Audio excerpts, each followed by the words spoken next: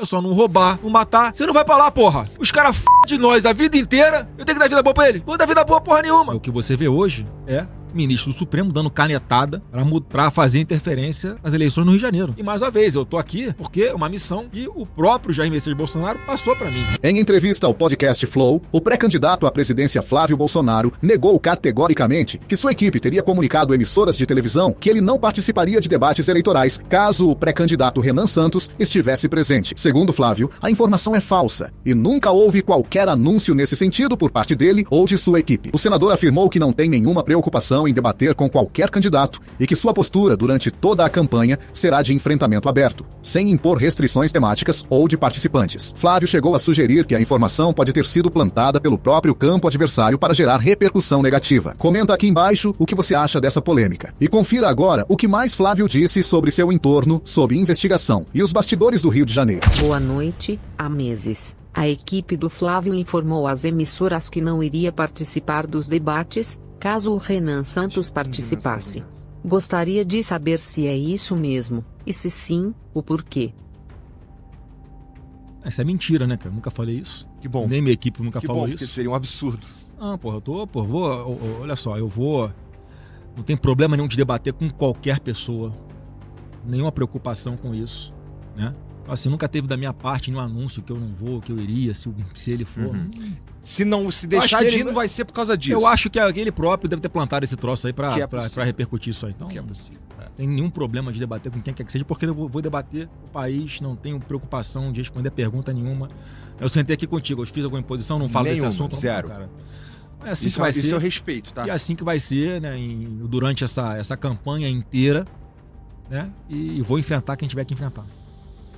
Bom, tem uma outra aqui que pega também na tua idoneidade, que assim, na real, eu queria ouvir o que tem pra dizer, porque é um assunto mesmo interessante. Ó. Fábio mandou uma mensagem pelo Pix. Você tem sido ligado a pessoas envolvidas em investigações de graves polêmicas, como Canela, Bacelar e TH Joias. Não acha que ter esse entorno sob suspeita compromete sua imagem e credibilidade? Claro que não compromete, porque cada um tem um CPF, né? Porque a pessoa, né, me conhece e que eu tenho que ser responsabilizado pelo que ela faz. Então, assim, né, eu acho que as pessoas têm o direito de se defender. Coincidentemente, né, já que ele falou de pessoas do Rio de Janeiro, né, o que você vê hoje é o ministro do Supremo dando canetada para fazer interferência nas eleições no Rio de Janeiro. Hoje o governador do Rio de Janeiro é o presidente do TJ, quando na verdade era para ser o presidente eleito da Assembleia Legislativa.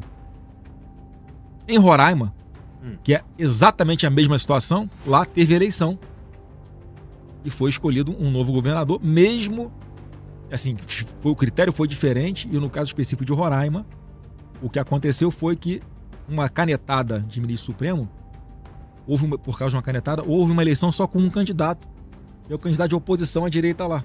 Porque o nosso candidato que deixou a prefeitura de Boa Vista para concorrer ao governo nas eleições regulares em outubro, como teve uma eleição antes disso, você vê, no Rio de Janeiro era para ter acontecido também, não aconteceu. Então olha o critério diferente. Lá o que aconteceu, ele se elegeu, o nosso candidato, o Arthur, um abraço pro Arthur, pessoal de Roraima aí, Hélio Lopes, Hélio Negão, um abraço para você também, pré-candidato a Senado lá em Roraima. Ele é de Roraima? Não, ele foi para lá para disputar a eleição lá. E aí o que aconteceu? O nosso candidato, que estava concorrendo sob júdice, teve mais de 63% dos votos. O outro candidato perdeu na urna e a decisão do Supremo é indeferir aquele que o povo escolheu e na canetada escolheu o governador. Então o Rio de Janeiro, as pessoas que estão sendo aí alvo dessas operações, a gente não pode desconsiderar que é uma clara interferência, né, por parte de, infelizmente, nesse caso aí, mais uma vez, do Alexandre de Moraes. Né? Uma ADPF, para quem não sabe, é uma ação, uma arguição de descumprimento de preceito fundamental da Constituição. Que isso vamos lá, é uma ação, vamos lá. É uma ação que você discute princípios da Constituição. Olha, você está aqui descumprindo princípios de direitos humanos, aqui. Nunca na história uma ação como essa foi usada como uma ação penal normal. E o que está acontecendo nessa ação? É busca e apreensão, é prisão, é afastamento de governador, é tudo, cara. Nunca aconteceu isso na história do Brasil. E é nessa ação que essas pessoas estão sendo aí alvos. E está havendo essa interferência por parte do Supremo, cara. Assim, é de se considerar também por que não acontece contra a esquerda no Rio de Janeiro, é só contra quem é de centro ou quem é de direita, ou pessoas, né, que possam ali ter alguma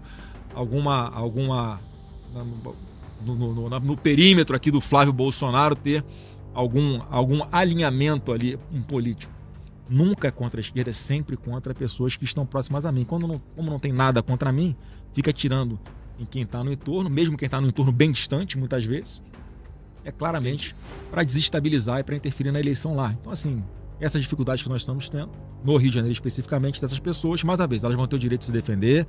Eu acho que houve excesso, uma ação que não tem pé nem cabeça que essas coisas aconteçam nesta ação. Não por acaso, mais uma vez, o relator dessa ação é o Alexandre de Moraes, vão ter aí a possibilidade de se defender e a gente vai se adaptando ali. Tanto é que nós lançamos agora no Rio de Janeiro o nosso pré-candidato a Senado pelo PL, que é o Carlos Portinho, né, que já é senador, foi líder do governo Bolsonaro há muito tempo, uma pessoa preparada, que vai estar no palanque junto com o nosso pré-candidato ao governo do Rio, que é o Douglas Ruas, né, e estamos esperando aí como é que vai a federação, que é a PP e União Brasil, como é que eles vão fazer com relação ao outro pré-candidato que estava posto. Então, com muita tranquilidade, vamos aí vencendo todas essas perseguições. O Igor pode ter certeza que a gente vai livrar o Brasil das mãos sujas do PT. E nesse sentido, a gente vai para a última de todas, que essa eu faço questão de ler na real, porque também queria muito ouvir o que tem para falar sobre isso. Que é, o eleitor indeciso mandou: boa noite, Flávio. A impressão que tenho é que a sua candidatura se apoia em não ser o Lula. Gostaria que, se possível, citasse propostas concretas para a saúde, para a educação e para a segurança. A gente já falou de propostas concretas, né?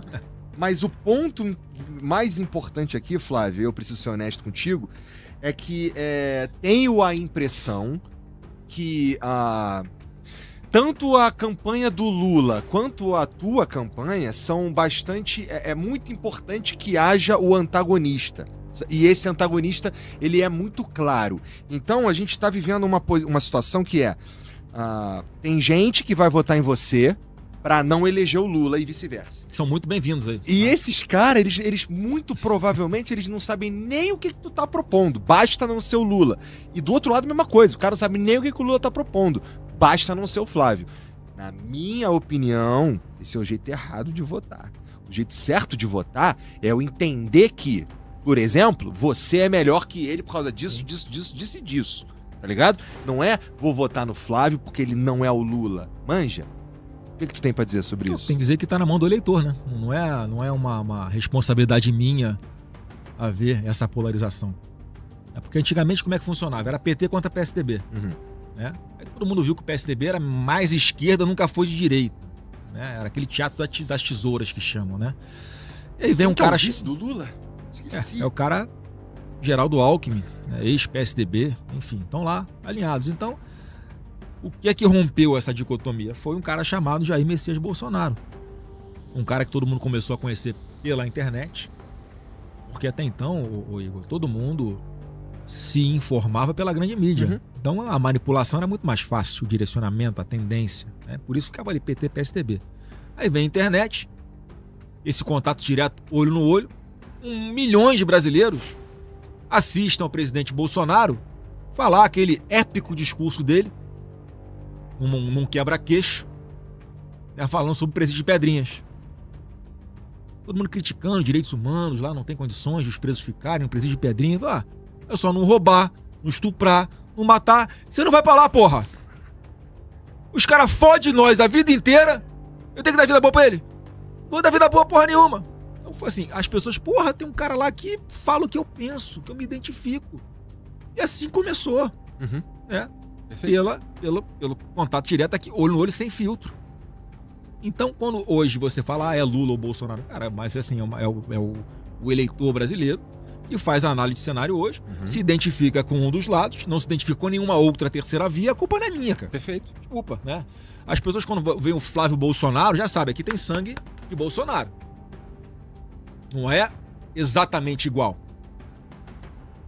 Ele tem o temperamento dele, tem a posição dele. Muitas pessoas preferem a forma como ele comunica, outras preferem a minha, a forma de comunicar. Em 2018, muitas pessoas acham que o perfil ideal era aquele de pancada e tal, de enfrentamento. Esse ano de 26, muita gente já acha que tem que ser um perfil mais centrado, que eu acho que é o meu. Né? E mais uma vez, eu tô aqui porque é uma missão que o próprio Jair Messias Bolsonaro passou para mim, na impossibilidade dele ser o candidato. Então, assim, as pessoas olham para mim já sabem quais são os princípios que eu defendo, que são os princípios da direita, de conservadores, de liberal na economia, de defesa da família, né, de redução de impostos, de ser radical no combate aos marginais, de combater a violência. E tem aqui essa exposição que vai me dar a oportunidade de mostrar quem é o Flávio Bolsonaro também. Então eu quero de verdade convencer as pessoas que eu sou uma boa escolha. Eu quero que as pessoas votem em mim pelo que eles enxergam de virtude em mim. Quero que as pessoas votem em mim, né, quando for na eleição, que eu não posso pedir voto aqui, né? Perfeito. Fazendo essa ressalva sempre, no futuro muito próximo, quando o partido confirmar a minha candidatura a presidente, agora eu sou pré-candidato ainda, pelas minhas propostas. Falamos de várias aqui, várias, em todas as áreas, né? Falamos de várias. E óbvio que aqueles que não estiverem atentos ou entenderem que as minhas propostas não são tão boas, mas acharem que as minhas propostas são, apesar de não serem tão boas, são melhores que a do Lula, estou aceitando o voto. E aqueles também que querem votar, que querem mudar o país, são bem-vindos também. E é assim que funciona. E não cabe a mim, a você, a ninguém, impor o que o eleitor vai querer fazer, ou qual critério que ele vai escolher para votar em alguém. Né? Então, assim, mais uma vez, eu estou aqui mostrando um Flávio Bolsonaro, esperando que as pessoas do outro lado aí que estão me assistindo compreendam que eu quero o melhor para o meu país, né, de tudo que nós falamos aqui. Eu tenho 2 filhas pequenas, eu quero um país melhor para elas, eu quero educação melhor, eu quero investir em tecnologia, eu quero formar, eu quero dar alternativa, eu quero dar esperança de volta para a nossa juventude, eu vou proteger os idosos, aqueles que precisam de receber um salário mínimo no BPC, quem precisa de Bolsa Família vai receber, está garantido, vai ter o maior programa de mobilidade social que a história desse Brasil já viu.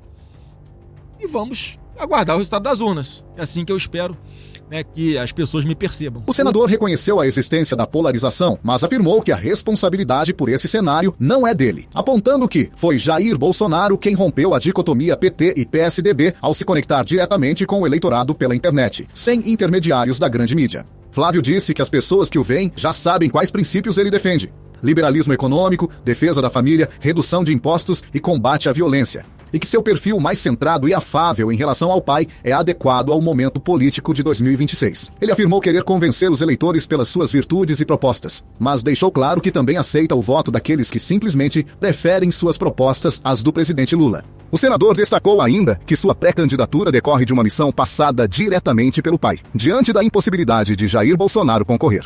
Se você quer continuar por dentro de tudo o que acontece na política brasileira, se inscreve no canal e ativa o sininho. Toda semana você recebe as principais notícias sem filtro e sem enrolação. Decifra política.